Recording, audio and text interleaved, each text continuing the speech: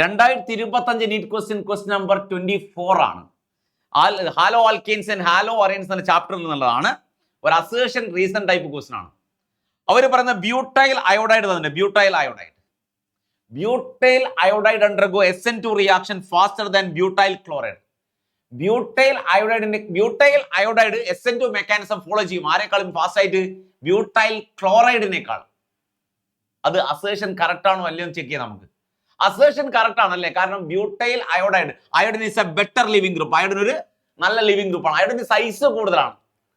SN2 mechanism follow ചെയ്യുന്നത് സാധാരണയായിട്ട് primary ഹാലൈഡുകളാണ് SN2 mechanism follow ചെയ്യുക.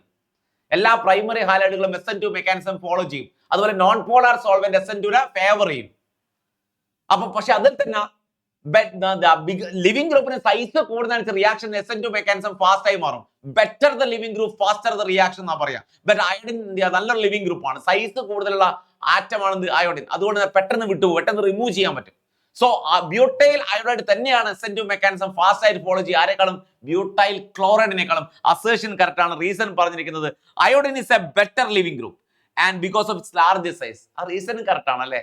അയോഡിൻ ബെറ്റർ ലിവിംഗ് ഗ്രൂപ്പ് ആണ്. സോ അസേർഷനും കറക്റ്റ് ആണ്, റീസണും കറക്റ്റ് ആണ്.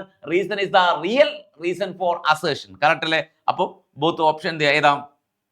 Both assertion and reason are correct. And reason is the correct explanation of assertion.